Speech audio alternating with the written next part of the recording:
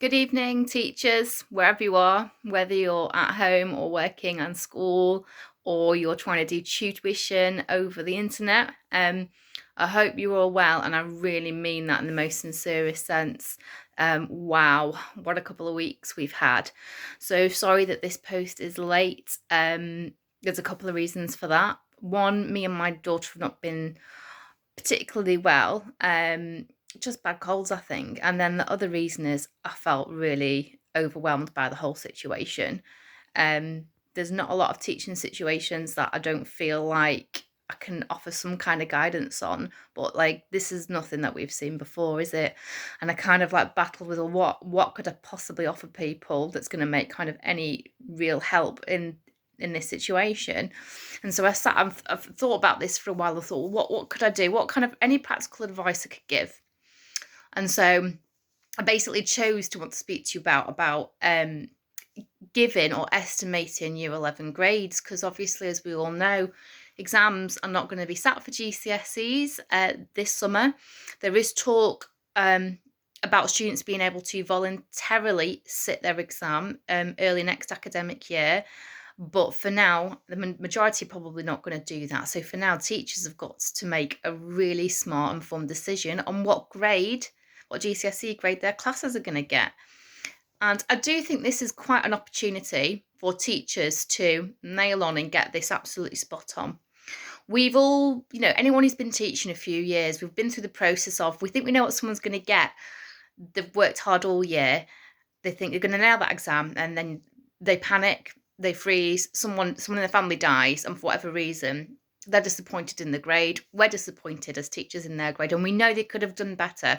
So I really do think there's an opportunity for teachers really to kind of get these grades that people deserve this year. But I want to caution about being too generous for a couple of reasons. I think you need to appreciate that the people that have worked hard deserve the best grade that you can give them. And I think, you'd be doing those students a disservice if you just decided to kind of give everyone a pass, for example, everyone a 4 and above.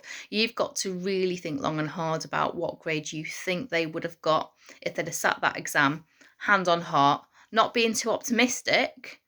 But, maybe if you're wavering between two grades, maybe on the borderline, maybe you're going to want to be a bit more optimistic in that sense, because there is no guarantee that the grade you submit to the exam board is going to be the grade that student gets on paper.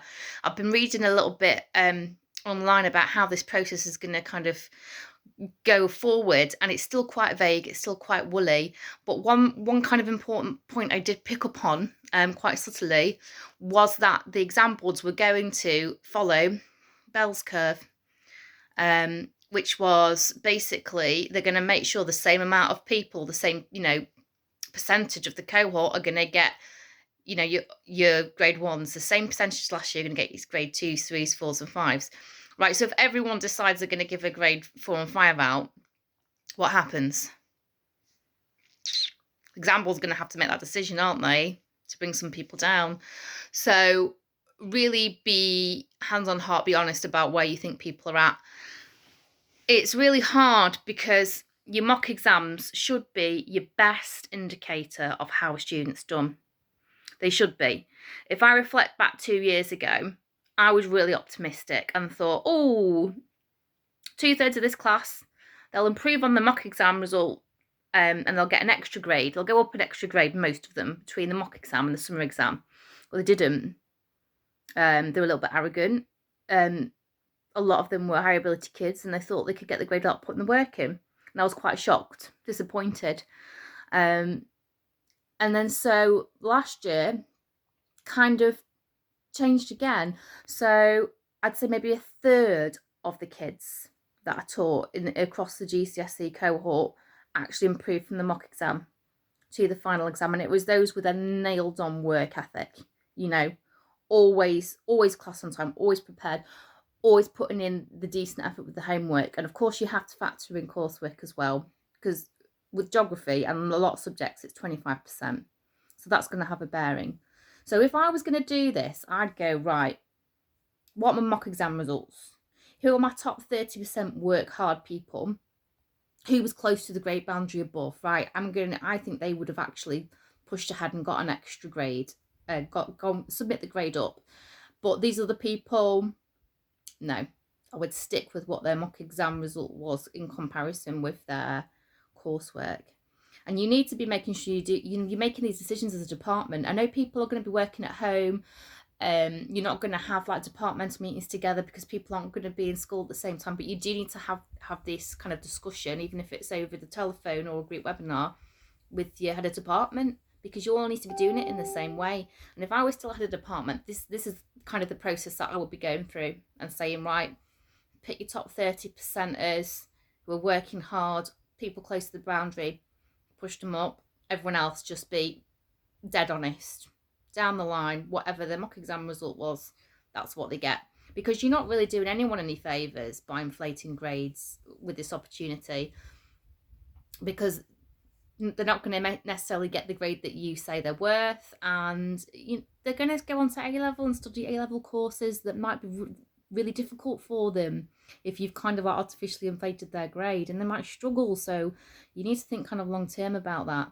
I very, very much doubt that anyone's kind of performance management and pay on performance is going to be called into question this year, because how can anyone with this performance management go off the back of these results? It's just such an unprecedented situation.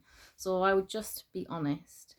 Anyone who's still teaching, key workers, kids, you're amazing, you're heroes.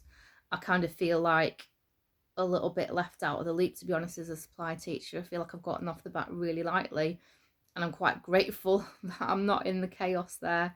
So any teachers still in the classroom, fantastic, keep going, you're doing such an amazing job, and I'm sure everyone in the UK is right behind you. And let's all stay safe, let's keep washing our hands, and let's look forward to September, when we can hit the reset button and we can try and get back to some kind of more normality. I hope that's helped some people. If you've got any ideas about how best to grade your kids, or you want to put your 2p worth in, then put some comments below. Yeah, see you guys soon. Bye.